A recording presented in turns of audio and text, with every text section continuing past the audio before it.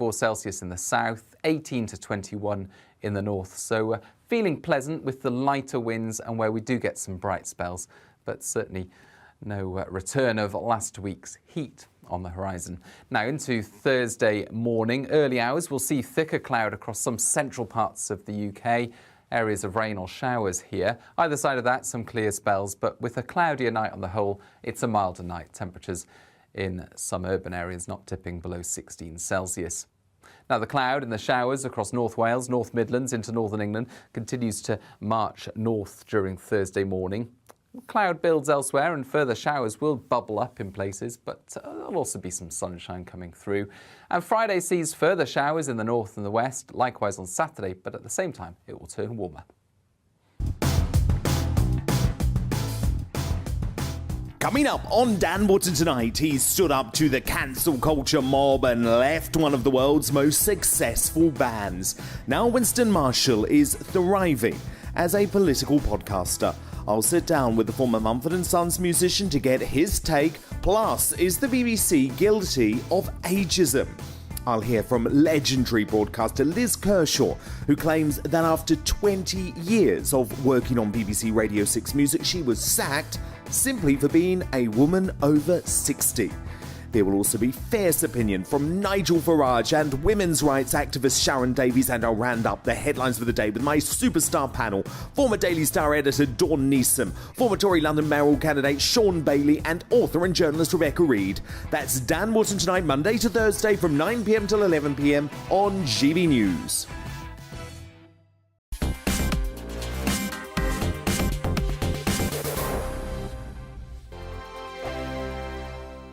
We are GB News. We're right across this great nation. On TV. On radio. On digital. Absolutely everywhere. We don't talk down to you. We embrace all voices with honest and civilised conversation. We are not part of the establishment. We're one of you. And we're only getting started. Join us on GB News, The People's Channel. Britain's news channel.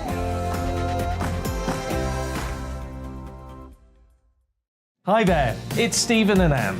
At breakfast from 6 a.m, you'll always be caught up with everything you need to know, the latest headlines, opinions and debates. We'll bring you the good news and the bad, but most of all, we're here for you. Remember, send in your views and let us know what you would like us to talk about. That's because we're your news channel. And every morning at 6 a.m, it's breakfast on GB News. My name's Tom Harwood, and join me 9:30 a.m. every weekday for The Briefing, your one-stop shop for everything you need to know about what's going on in politics today. I wonder if this is a deal that might need to be like the biscuits in this factory, twice baked. Is there not an opportunity here to win out against the extremes? Tom Harwood, GB News. What are you going to do about it? Things should have been done differently, and they certainly are being done differently. Don't miss it. The Briefing with me, Tom Harwood, 9:30 Monday to Friday on GB News. Where would you like to go? Just take me to the studio, please, mate. You know where you're going. I've got a show to do. Friday Night Feast on GB News, 7 p.m. And it's like nothing you've ever seen before. We take a different angle on the week's biggest news stories. The viewers and listeners set me some absolutely mad challenges to do. We tried to rehome a rescue dog. And yes, there's some other wacky stuff in there as well. I feel like I could take on the world. Well, that's that. Friday Night Feast with me, Patrick Christie's, every Friday, 7 till 9 p.m. on GB News. Be there.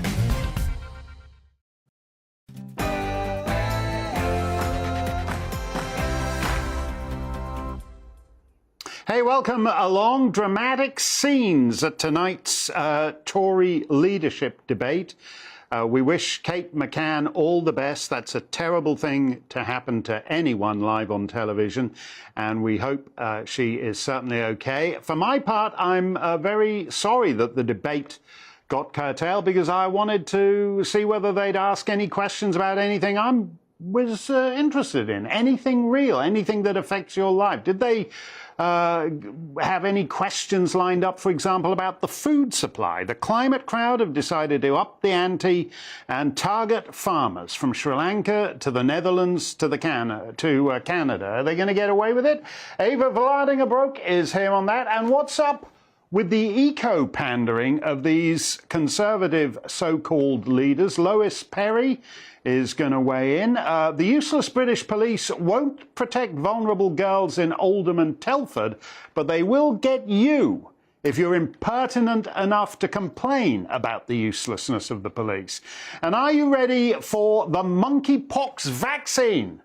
And after that, the monkeypox booster. It's all coming up on tonight's Mark Steyn Show, plus the most vital part of the show, all the more important when we live in the constant swirl of a blizzard of lies. Your comments and questions, give it your best. Be as personally vicious about my Poundland hairpiece as you wish. But do send your comments along by email or Twitter, gbviews at gbnews.uk, or by tweet at gbnews. But first, as ever, the latest headlines with Bethany Elsey.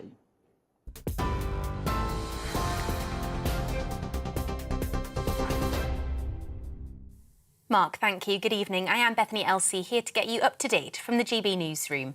The latest Conservative Party leadership debate between Rishi Sunak and Liz Truss came to a sudden end this evening after a medical incident in the studio. Talk TV released a statement to say that the host of the debate, Kate McCann, fainted while on air. The broadcaster says she's fine, but that the medical advice was to not continue with the debate. The International Monetary Fund is predicting the UK is set to have the weakest economy in the G7 next year. They expect Britain's economic growth to expand by just 0.5% due to rampant inflation, which would be the worst performance among all major economies except for Russia. It comes as the IMF warned that stalling growth across the world means we could be teetering on the edge of a global recession. People in England are being urged to use water wisely as the country faces drought in August.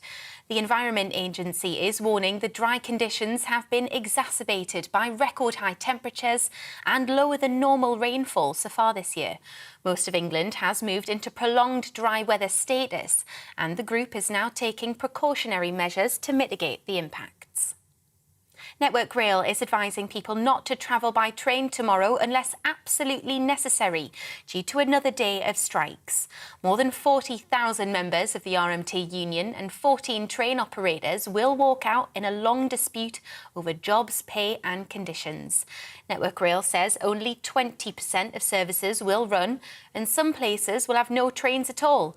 To minimise disruption, it's published a special timetable showing many trains will start later and finish earlier. Foreign Secretary and Tory leadership candidate Liz Truss says she doesn't support the action.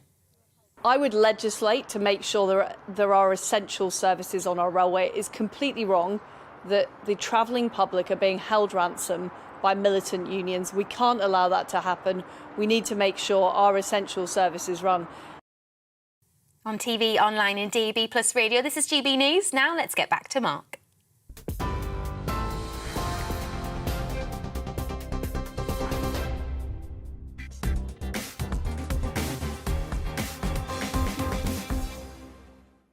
Thank you, Bethany. A quick programming update. As you know, our friend Samantha Smith is a survivor of the child sex hellhole of Telford. The useless West Mercia Constabulary utterly failed the girls of Telford, while the Pakistani rape gangs had the run of the town, and West Mercia Constabulary is still failing those victims. In fact, they're abusing them. The day after her first appearance on this show, Samantha had a knock on the door, and 2 West Mercia officers were there demanding to know what she was doing on GB News talking about them. Pippa Mills, Chief Constable of West Mercia, has refused to answer our questions about who ordered these corrupt coppers round to intimidate Samantha. Now we have another child sex gang rape hellhole, Oldham. In case you're having trouble differentiating one English gang rape hellhole from another, Oldham is the one where the predators pick up the 12-year-old girl in the lobby of the police station itself and then have her raped by at least 8 different guys in one night. So they had a council meeting, and someone suggested an inquiry into the failure by Greater Manchester Police, by the council, by the social services to protect these girls from the highly organised Pakistani rape gangs. And the Labour Council voted down any such inquiry. Labour, as you know, can't say what a woman is, so there's no reason why they should know what a vulnerable little girl is either. And members of the public attending that meeting were pretty unhappy about it because there really isn't a lot to say about a jurisdiction so depraved it will willingly sacrifice its most vulnerable members on the altar of so-called diversity. Well, Greater Manchester Police may be indifferent to gang rapists picking up their victims in the lobby of the police station, but they're super sensitive about people pointing that out. So if you chance to attend that council meeting where the inquiry got nixed, they're issuing ASBOs for the crime of lèse-majesté toward the councillors of Oldham. This is from the laughably misnamed Community Safety Services. Could we put this up on the screen, please? There we are. Community, you can see it up there at the top. Community Safety Services. There is no community safety in Oldham. Ask a 12-year-old girl.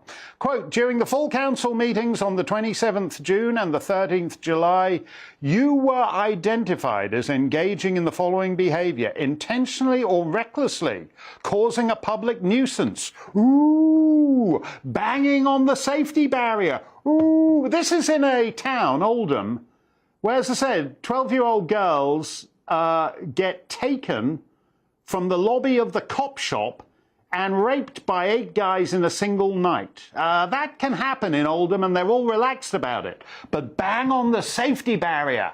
We're going to give you an ASBO. It gets worse. Making allegations that a staff member was personally named in the child sexual exploitation report, saying you know all about penetrating young girls to a member of local authority staff. Ooh, can't say that. Well, actually, on those last 2 points, the staff member was not identified by name in the craven and evasive report on Oldham, but he was convicted in court. His name is Shabir Ahmed. Here he is. And Mr. Ahmed was working for the council for years on end as a, quote, welfare rights officer.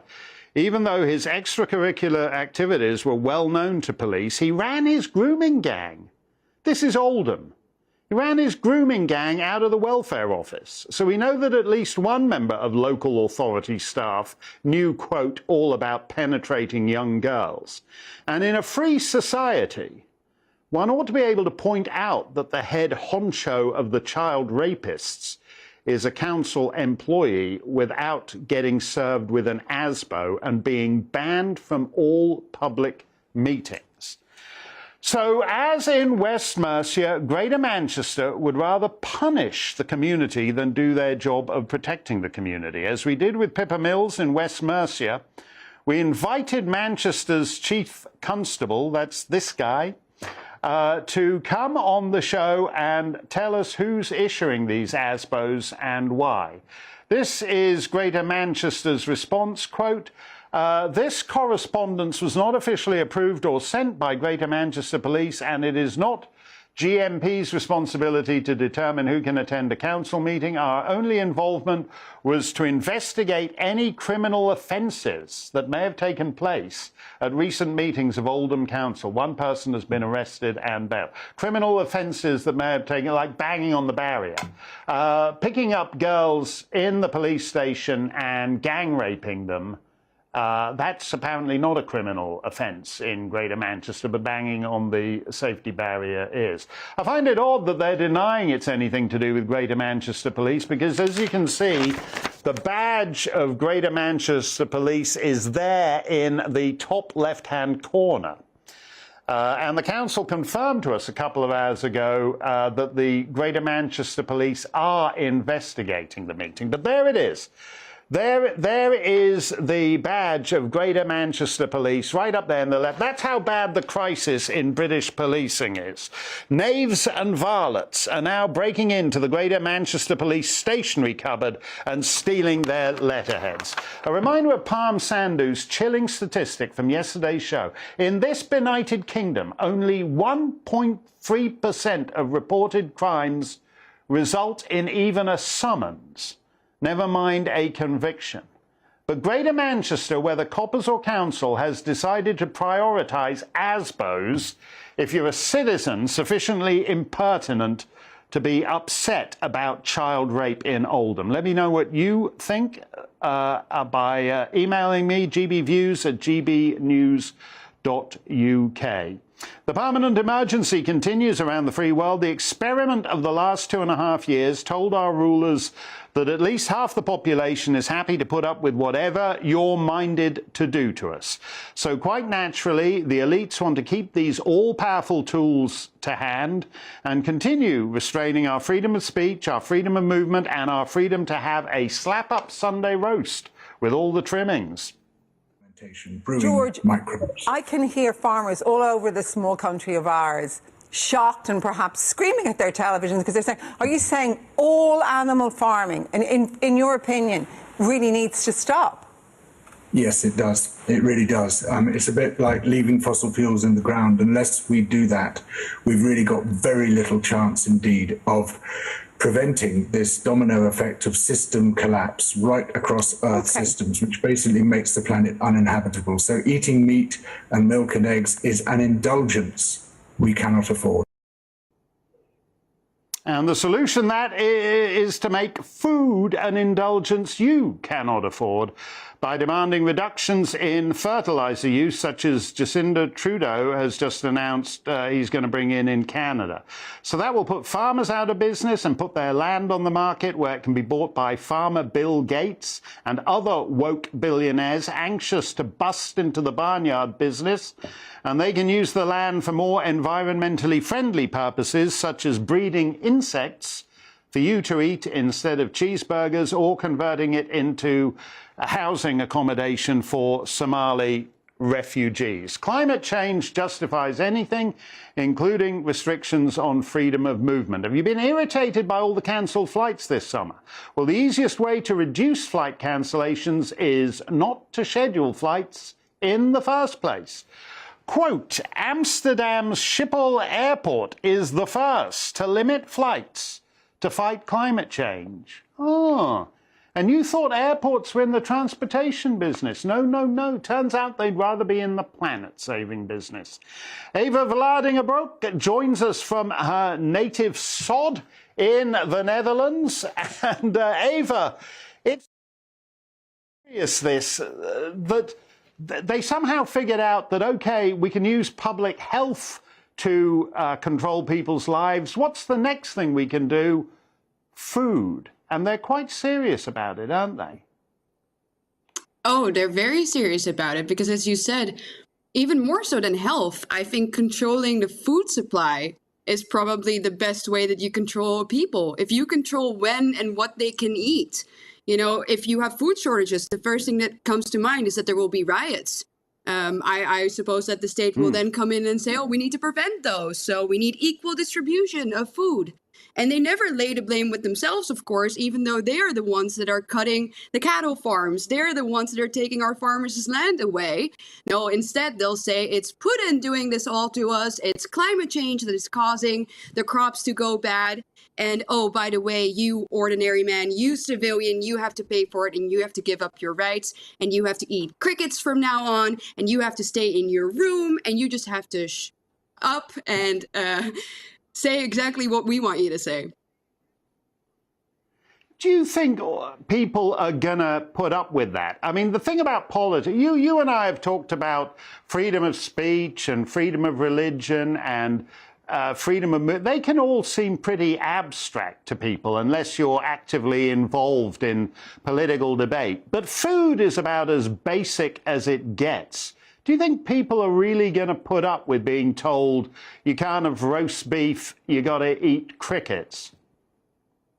Well, I would say that wars have been started for less, but then again, I don't have a lot of confidence in the ordinary person. As you said, they all gave up their rights in a second when they heard a nice pretext for it during COVID.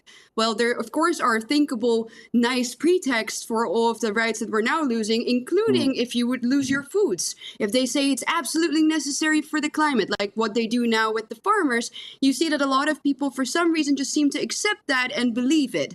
But thankfully, our Dutch farmers don't. don't. They know that they are not the problem, and they know they're being targeted for another reason. So that's why we're almost 3 weeks in now, they're still actually protesting, they're still fighting.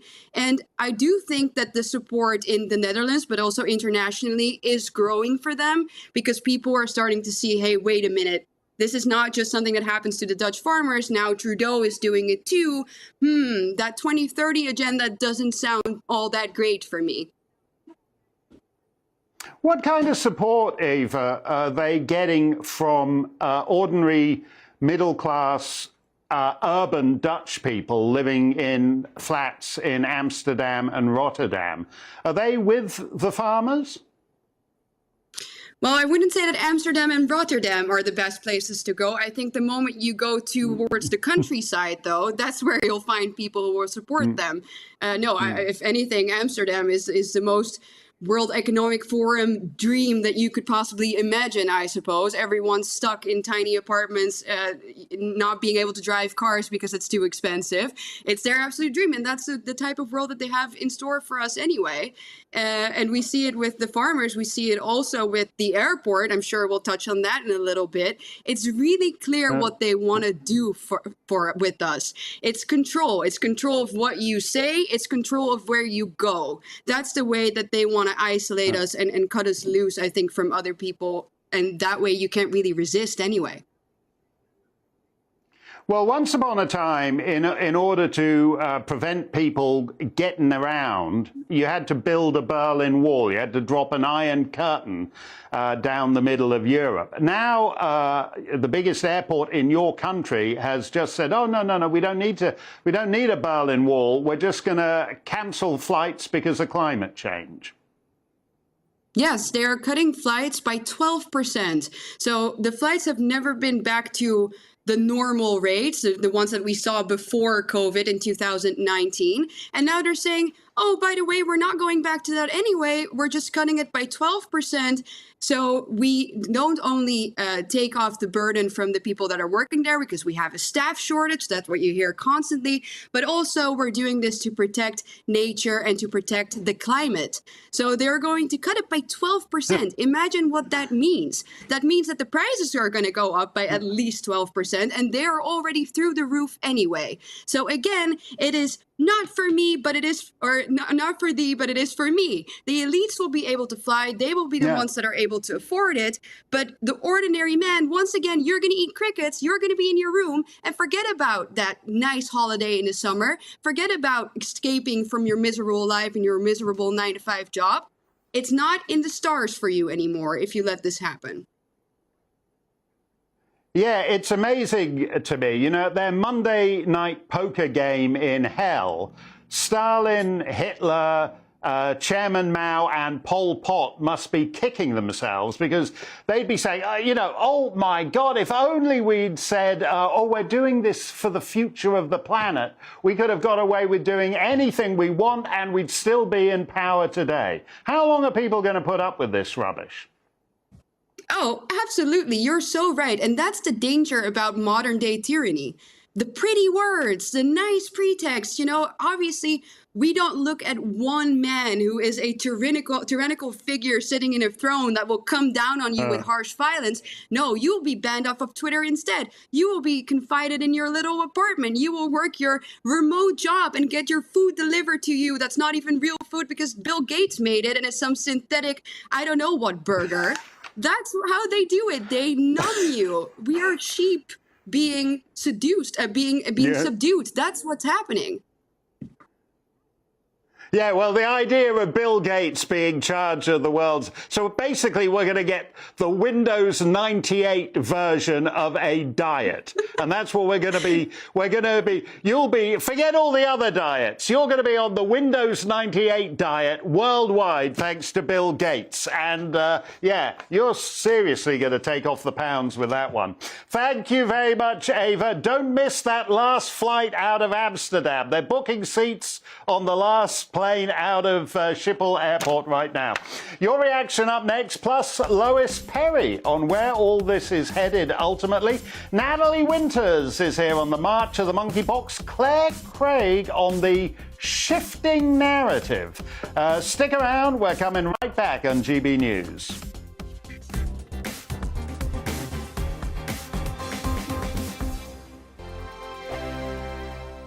We are GB News. We're right across this great nation. On TV. On radio. On digital. Absolutely everywhere. We don't talk down to you. We embrace all voices with honest and civilised conversation. We are not part of the establishment. We're one of you. And we're only getting started. Join us on GB News, The People's Channel. Britain's news channel.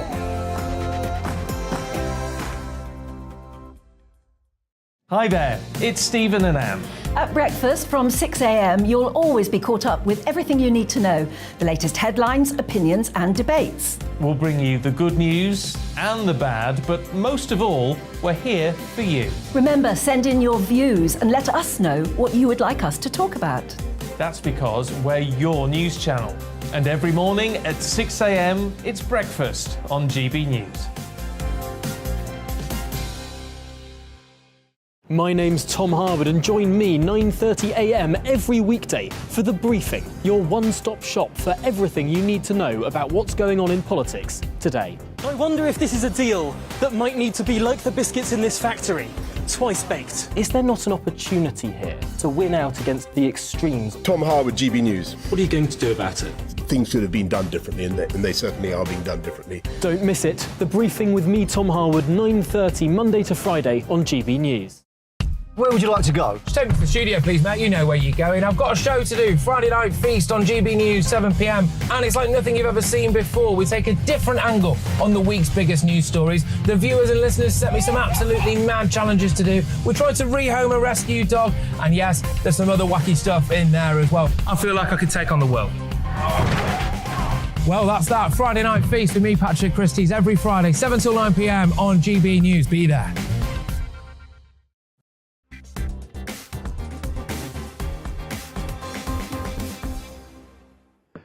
GB News is the People's Channel, so let's hear what the people have to say. We were talking about whether there's going to be climate lockdowns in perpetuity. Simon says, sadly, when the woke BBC help get Labour as the next government, it will be lockdowns all the way. In that day, folk will realise it was better with Boris Johnson. Even if he was a bit of a buffoon at times, at least he was entertaining. Captain Boring. Keir Starmer will take the UK back to the dark ages. Captain Boring, that's my favourite superhero. So what is it, Captain Boring and the Ginger Growler? That's way better than X-Men 37. Bob Not Rob says this is bizarre scaremongering. It's happening. I don't really do scaremongering. When they're planning to cut fertiliser use by 30% out of a country like Canada, which is a major resource nation, major producer of things like wheat, that's happening. It isn't scaremongering. You could try, if you don't believe me, Bob, you could try looking it up, Bob.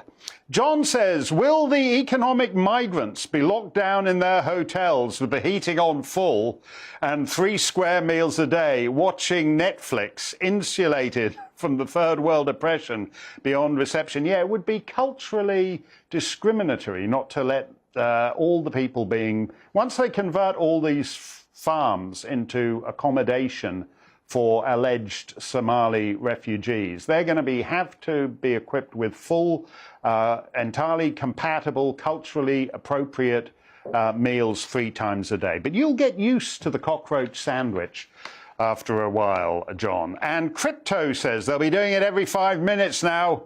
Bloody communists taking over and nobody... I think I should do that in a regional accent. Have more full... Bloody communists take it over and nobody cares. I don't know what that was. It could be East Midlands, could be Northern Ireland, a little touch of County Fermanagh in there. All a bit hit and miss on that. As we just discussed with Ava, climate change isn't just a bit of peripheral virtue signalling anymore. They're now using it to curtail your freedom of movement and replace your rack of lamb with a sautéed insect. They're serious about this and they're moving fast. So it would be nice to have, in a supposedly functioning democracy, an alternative to that. Yet in the present Tory leadership debate, the two candidates are competing with each other to flaunt their environmental bona fides. I was an environmentalist before it was fashionable. I was a teenage eco-warrior campaigning against damage to the ozone layer. And I've always taken the view that we should save our resources. Whatever happened, by the way, to the ozone? That was something being caused by spray-on deodorant. And then I think they closed the hole in the ozone layer, and that's apparently partly responsible for global warming. So if we got the spray-on deodorant back and opened up the hole in the ozone layer again, it might cool the planet. I'm just like thinking about the big picture here. So one candidate believes in net zero, the other thinks that doesn't go far enough, and we need to move to net minus 37. Meanwhile, back in the real world, Britain's paying a 5,000% markup to get energy from Belgium. Because Belgium is apparently now an energy superpower. I don't know when that happened, but imagine the Saudis eating chips with mayonnaise. Not a vision anyone wants in their head. With me now is Lois Perry, director of Car26. You can find out all about that at car26.org. Lois, good to see you. Yeah, good to see you too, Mark. Thank you for having me. No, my pleasure. You're in a difficult position because it's actually hard to find a candidate to get behind who isn't insanely wedded to this net zero. You're absolutely right. But I think with Liz Truss, you know, she is giving signals that on the surface, she has to pay lip service to certain things to do with the climate agenda. But the thing is, she is talking about taking off the green levy, off the energy bills and other things. She wants to frack, which is fantastic. Yep. I also know for a fact that she, in Cabinet, opposed us hosting COP26. She thought it was a complete waste of money.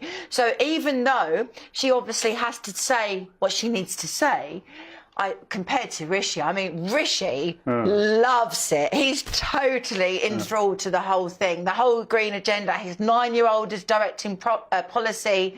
So, in Liz we trust maybe a little bit. Yeah, I mean, Rishi can afford to be net zero, to be green. Well, he can. Yeah. And I don't think. I'm surprised after 2.5 years of we're now being told the UK is going to have the lowest rate of economic growth in the developed world, basically. And yet people are still fixated on somehow the most pressing problem is sea levels in the Maldives in the 22nd century. Yeah, but when you look at the actual polling, it comes right down on the list of priorities for ordinary people. It's only high on the list of priorities for the woke mainstream media. Yeah. It's not for normal people. Normal people worry about, you know, paying the bills, heat or eat, all of that kind of stuff. So that's true. But at the same time, everyone who matters seems to think this net zero is. I wonder why. I wonder what's going on. Why is it this extraordinary priority? What is the impetus behind it being such an extraordinary important thing for everybody? You know, why is the civil service so behind it? Why are they so behind wind farms and all of this? You know, is it because they might have directorships when they leave offices? Who knows? It's there's something going on that has nothing to do with looking after ordinary people and has nothing to do with democracy. I'm absolutely certain of that. Well, it would be great if Liz Truss actually did do the fracking thing. Well, both of them have come out in favour of it, funnily enough, Rishi and her. And I'd like to think, but that's probably because I'm an egomaniac, that it has something to do with Car26. We've campaigned very, very hard for fracking. No, I know. That's like a core plank of Car26. But I would have thought it would have gotten a boost from the situation that Germany has found itself in, you know, where the Ukraine war starts and they say, OK, to hell with Russian gas, we don't need it, we're not going to. And then the Russians tighten the screws and Germans realise that somehow one of the wealthiest nations in the world, because it's not energy independent, is basically now the creature of a hostile state. They are a creature of a hostile state, but they must have known that this was on the cards. I mean, they must have predicted that this could, that this could happen. It's beyond belief that they didn't think that, that this was something that could actually turn out if they weren't energy independent. It makes me wonder, why would any sovereign state want to not be energy independent? Why are we not energy independent? It's completely insane. No, it's absolutely insane. I mean, the Kremlin are basically tightening the screws on the Germans. It's kind of pitiful. And I mean, the one thing you can say about the UK, it's kind of embarrassing for a G7 nation, one of the permanent 5 members of the Security Council. The temperature goes up a bit and suddenly you're dependent on the Belgians. I don't know the last...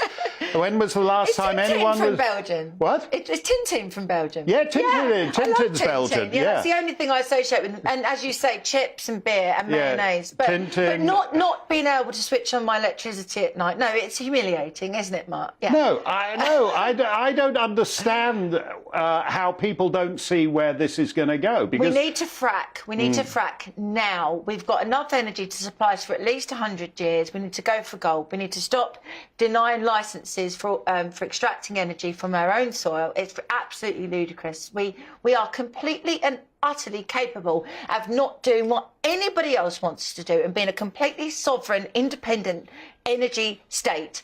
Let's do it. Well, why doesn't you say that Liz Truss, that they're obligated to pay lip service to it? And you're quite right when then you say you go almost anywhere. You go to Northern England, you go to Scotland, you go to Wales, you go to Northern Ireland. Nobody there, oh yeah, my big priority is net zero. I'm really looking for a candidate who's strong on net zero.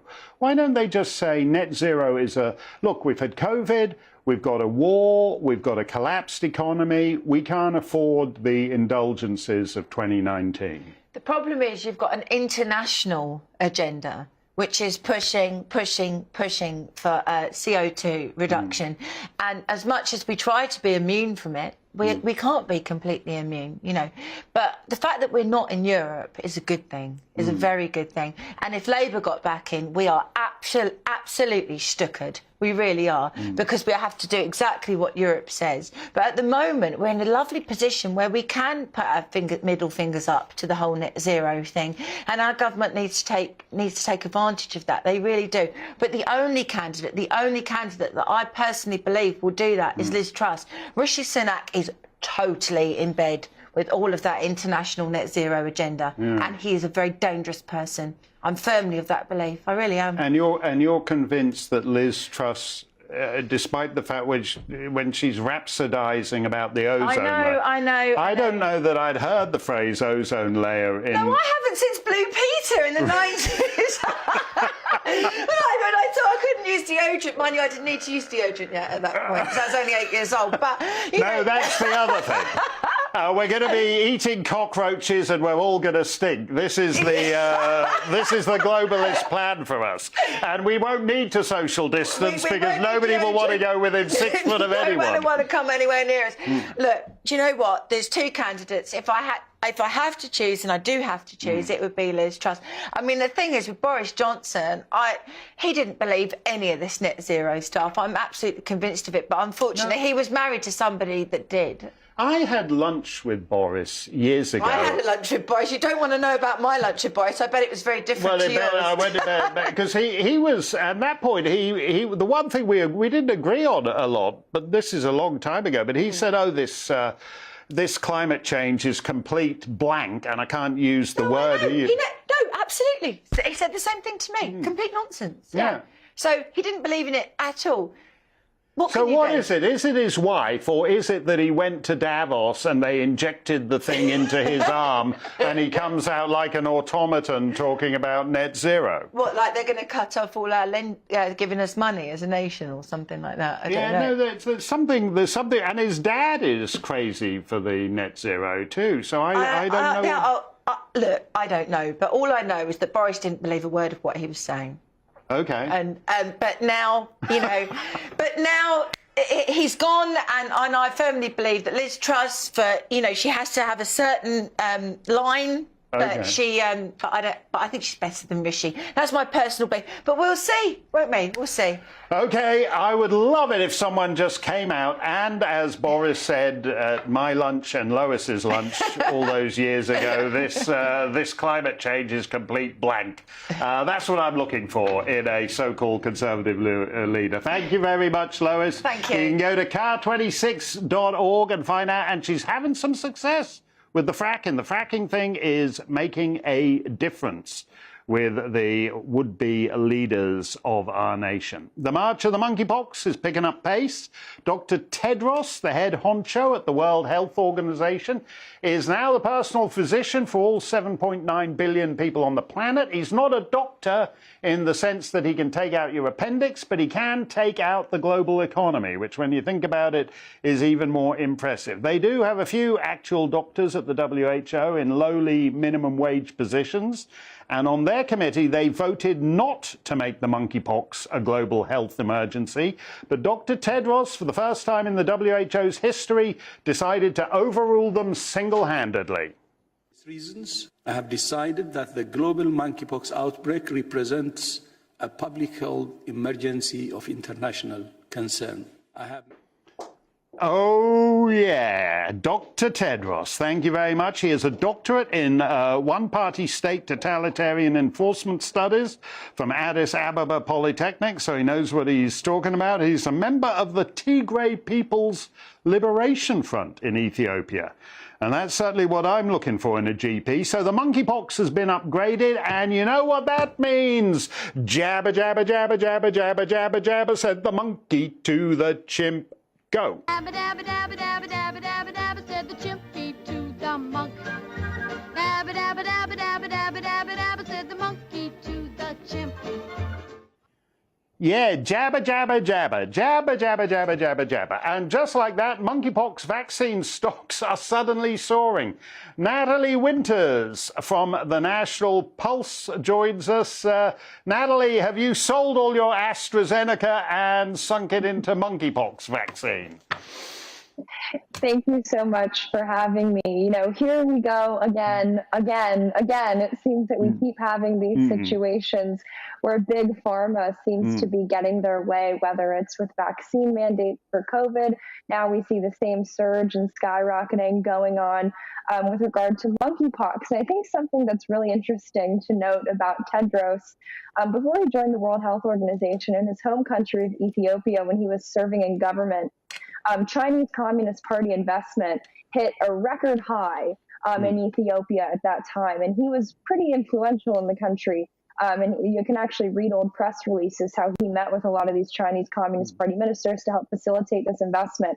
And while that's a little bit separate from Big Pharma and how they've influenced the World Health Organization, I think that that shows you how Tedros operates. That is, money speaks. And when it comes to the WHO, I think these big pharmaceutical companies like Pfizer, Moderna, who've seen record-breaking profits throughout really 2019, 2020, 2021 and 2022, and believe me, they hope that that keeps going, have kind of, I think, done the same thing to the World Health Organization. They've realized that these pandemics are really profitable, and they have no conscience, no really, I think, moral qualms about the ramifications of jamming people full of vaccines that they don't even know the effects of, let alone the lockdowns and business closures that we know all too well from COVID-19. Well, I can kind of understand it. If you are just a capitalist red in tooth and claw, as the Marxists and the socialists portray them, and you were told that they needed a drug that they could inject into all 8 billion people on the face of the earth, you would think, well, if there's going to be a drug, I want a piece of that action. What I find slightly harder to figure out, and I can understand, too, why the WHO and all these people get bought up by China and all the rest of it. Why do you think Western governments are so eager to go along with it all? Well, I think the kind of pragmatic, realistic answer to that is you see it firsthand in the United States. A lot of people who've worked in the federal government, there's a revolving door between these companies like Pfizer and Moderna and people who held very high-level senior roles, even in the Trump administration, but especially in the Obama administration. So with that revolving door, which really is like being stabbed, or I guess maybe more apt to be jabbed in the back by people whose salaries U.S. taxpayers used to subsidize. But that's how DC works. So you kind of have a tricky situation, a lot of conflicts of interest there. But I also think on the scientific front, the pharmaceutical companies fund a lot of the research that goes into the vaccines, and they purposely avoid studying certain side effects of vaccines. For example, COVID-19, we saw really a lack of any rigorous inquiry into the effects on hearts and myocarditis as a result of receiving the COVID-19 vaccine. So they kind of control every aspect of the discourse. So I think it's a lot easier for these Western governments to go along with it because there is such a full, I would say, blown campaign of disinformation, misinformation, really similar to what we see on issues like climate change. And of course, you have the same bodies, the same nefarious actors that, hosted up at Davos, the World Economic Forum, really, I think, pushing this agenda. So you can kind of see this when it comes to any issue. Well, thank you for that, Natalie. I should ask you this too, because what's incredible is that Wuhan, which is a town that nobody had ever heard of outside China, really, until the COVID came along. And what do you know? There's a Wuhan monkeypox is supposedly something from Central and Western Africa. But what do you know? There's a Wuhan connection to the monkeypox too. A very deep Wuhan connection. So in February of 2022, just really around the same time that we saw this kind of monkeypox public health emergency, to use the World Health Organization's terminology, began, the Wuhan Institute of Virology, in their own scientific journal that they published, actually put out a study, long-term research that they had been conducting on monkeypox viruses, particularly their causative agents and how they infect humans. But I think what's most interesting and frankly most applicable in terms of profiting and really how you create a pandemic, you need to be able to test for the virus. They were precisely working with monkeypox so they would be able to conduct PCR tests, which people may recall from COVID-19 is how you can see if an individual is still contagious and has live virus within them.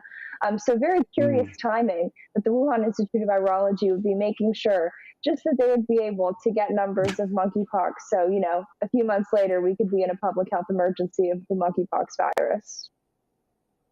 Yeah, it's kind of amazing. Remember, folks, if you suddenly you're waiting for your bag at Heathrow Airport and you're suddenly overcome by an attack of really, truly embarrassing, earth-shattering flatulence, it'll turn out that they've been doing flatulence experiments at the Wuhan Institute of Virology. That's just the way it goes. Thank you very much, Natalie Winters. Read Natalie in the National Pulse, and you will stay ahead of this stuff. Stump the Steyns looming, and Dr. Claire Craig is here to ponder whether, slowly but surely, the narrative is shifting.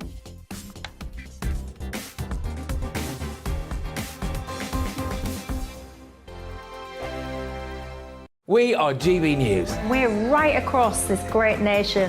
On TV. On radio. On digital. Absolutely everywhere. We don't talk down to you. We embrace all voices with honest and civilised conversation. We are not part of the establishment. We're one of you.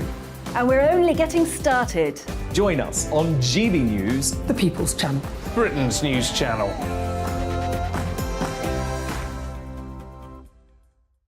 Hi there, it's Stephen and Anne. At breakfast from 6 a.m, you'll always be caught up with everything you need to know, the latest headlines, opinions and debates. We'll bring you the good news and the bad, but most of all, we're here for you. Remember, send in your views and let us know what you would like us to talk about. That's because we're your news channel. And every morning at 6 a.m, it's breakfast on GB News. My name's Tom Harwood, and join me 9:30 a.m. every weekday for The Briefing, your one-stop shop for everything you need to know about what's going on in politics today. I wonder if this is a deal that might need to be like the biscuits in this factory, twice baked. Is there not an opportunity here to win out against the extremes? Tom Harwood, GB News. What are you going to do about it? things should have been done differently, and they certainly are being done differently. Don't miss it. The Briefing with me, Tom Harwood, 9:30 Monday to Friday on GB News.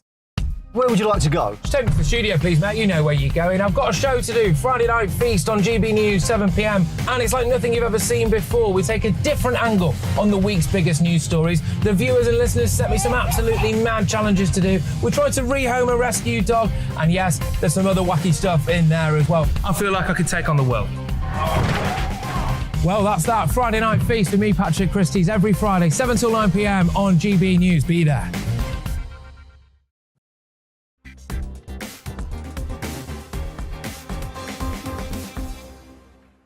The other day, the German government released figures on serious adverse reactions to the COVID vaccines. By serious, they mean serious enough to put you in the hospital.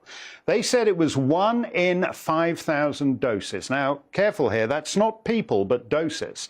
So if you've signed up for a 5th jab, well, you can do the arithmetic on that. The Berliner Zeitung newspaper calculates that 1 out of every 1,667 boosted Germans has experienced serious side effects. That'd normally be enough to get a drug pulled, but apparently not with these particular ones. Here with us now to discuss this and the rest of the latest in the COVID vaccine debacle is the former NHS pathologist, Dr. Claire Craig. Claire, is something shifting in the vaccine narrative? I think it might be beginning to. I think we've seen people try to reposition themselves a bit, and nothing dramatic yet, apart from that you've just described from the German Health Ministry. But, you know, it has to start somewhere, so I'm optimistic. And if anything, they are actually underestimating it. I've seen figures that suggest it could be as high as 1 in 300 doses. Well, in fact, Germany's own data suggests that. So what the 1 in 5,000 per dose data is from the equivalent of our yellow card system. So it's doctors who've reported that they're concerned about an association. And now some people will claim that those will be coincidences, but actually what we've seen historically is that tends to underestimate what the problem is. Although there may be some coincidences in there as well. But what they did in Germany is they carried out surveys as well. So as well as having the reporting system, they were actively seeking what was happening to cohorts of people. And one of their surveys was for 550,000 people. So massive, you know, 500,000 people. After their vaccines, they'd found out what happened to them. And after Pfizer and Moderna, 1 in 500 had a serious adverse event. And after AstraZeneca, it was 1 in 142. Now, in that number, you will also have some coincidences because you're just asking everybody in the whole population, you know, have you had something happen to you in that period of time? So the number's likely to be somewhere between 1 in 5,000 and 1 in 500. And the actual trial data, the Pfizer trial data, had 15 more people who were vaccinated who had a serious adverse event, which works out at 1 in 1,400. So these people were either hospitalized or they had a life-changing event or a life-threatening event. So these are just the very serious tip of the iceberg stories. All these people, like Whitty and Vallance and Professor Pants down at Imperial College, they must know this stuff, yet we are still giving them. They got knighthoods and damehoods in the Platinum Jubilee Honours. The Queen has just given the NHS the George Cross for the vaccine rollout. That's a very select club. Why is the government still presenting the vaccines as this fairy tale? So it's not just our government, the others are too, and the Germans were almost patting themselves on the back about how well they'd measured this without any sort of consideration about the people behind the numbers. And I think the situation we're in is that these people in these positions of authority have convinced themselves that they've saved millions of lives. And they've done that partly through modelling from, guess where, Imperial. But they've also done it partly by looking very closely at the data and deciding that there are fewer deaths per case in people who are vaccinated. But when you take a step back, if you look at the big picture, you say, well, let's look first of all at how many deaths have accumulated over time. So you'll see a gradient across the world of the sort of COVID death tally, and it's going up before the vaccines. When the vaccines arrive, that gradient should drop because it should have had an impact, but the gradient carries on steady as a rock throughout. If you look at the number of deaths per reported case, those are very, very high at the beginning. And they were high because we weren't capturing all the cases because we were only testing really in hospitals and care homes. And then as we tested more and more, it fell and became a perfectly flat horizontal line in every continent. And that horizontal line continued steady as a rock right through vaccines being introduced. And then there's a stepwise drop when Omicron arrives. Right. Because you can, you see in the data when Omicron arrives, no impact from the vaccines. And so what you see also comparing, say, neighbouring regions. So you can look at Israel compared to Palestine. Now, that's quite an interesting case study because actually people mix and work in Israel from Palestine. And the vaccination rates are very different between Israel and Palestine. And prior to vaccination, the death trajectory and the case trajectory were bang on equal. Then vaccines come along, the cases rocket in Israel, and the deaths are the same in Israel and Palestine. So if you've got more cases but the same number of deaths, you can get the impression that the deaths per case has fallen for the vaccinated. Yeah, that actual difference between Israel, it's not often that the Palestinians reveal themselves to be, because Israel is vaxxed, boosted. And those happy, sappy Palestinians, they're not doing anything in Gaza and the West Bank on that. Are we ever going to get out of this? I mean, they're now the new health. The guy, Sajid Javid, who refused to come on this show, he's gone. He's history. He's toast. No one even remembers him. There's some new health secretary. The first thing he does is he says, sign up for your booster now. It's difficult, isn't it? But I think actually the general public are voting with their feet. The numbers of people turning up for the next dose and the next dose gets lower and lower. The number of people who've put their children forward is thankfully very, very low, much lower than in similar countries to us. Oh no! Oh, this is the horrible High Court decision about jabbing children. The great thing is that parents have somehow discerned that. I think it's actually that this would be difficult to live with if you did this and it went wrong. Well, I mean, the real thing with children is that they don't need it. You don't need to. There doesn't need to be any discussion about it being a problem. No. They don't need it. So why are they pushing so hard for children to have it? It makes no sense. No, absolutely no scientific justification at all. Thank you very much for that, Claire. Let's stump it out very quickly. We've got a couple. Why do Labour seem not to care about all the children being groomed, molested and raped in their towns and cities, says Birchie. Well, I think it's because one reason is it's politically embarrassing for them. Barry Willow on Twitter says, why are you such a conspiracy loon who desperately tries to gaslight your gullible viewers? Actually, all we talk about here is stories of the most vulnerable in our society, whether they are these girls. These are girls in English towns, right? You're dead inside if you don't care about 12-year-old girls being gang raped in Oldham when they're picked up in the police station because the bloody awful coppers don't care about them. And you don't care about them either. That's what there are thousands and thousands of girls. We talk to them because if you won't do anything when 9, 10, 11, 12-year-old girls are gang raped, you're not much of a man, are you? Somehow your basic survival instinct, your duties and responsibilities as a functioning human being have gone. So the hell with you, Barry Willow. That'll do it. Dan Wootton is here to titillate your Tuesday. What you got, Dan? Oh, you've got a couple of things I'm really looking forward to. It has been a pleasure watching you tonight on absolute fire, like one of those fire emojis, you know, that you do on the iPhone. Yeah, 3 big guests against cancel culture tonight, Mark. I think you're really going to enjoy.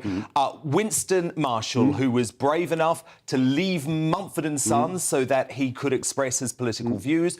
Liz Kershaw, who's fighting back against ageism at the BBC. She says she was cancelled because she was over 60. And Sharon Davies, who says she's on the brink of losing everything she has, you know, because she insists on standing up against this trans madness. And tonight she's taking on Stonewall, so it's going to be a good one, Mark. No, she's very brave, Sharon. And I love Liz Kershaw, by the way. You know, she's such a great... they really do... Kershaw, BBC, you rotters. Dan Wootton's going to do it. That's coming up right after the weather. Stay safe, stay free. Hi there. I'm Aidan McGivern from the Met Office. After a relatively cloudy day in many places, there'll be an increased chance of clear spells developing overnight, and under those clear skies it will feel cool. Still 1 or 2 showers around as we end the day and go into Wednesday, but on the whole, high pressure is building in from the west, and that means winds are lighter and skies are getting clearer compared with earlier in the week. So actually, the best of the clear spells overnight will be across Western England, central Scotland, parts of Wales. There will be some areas of cloud elsewhere and continued showers for the north of Scotland as well as parts of eastern England. But under clear skies, well, many places will see temperatures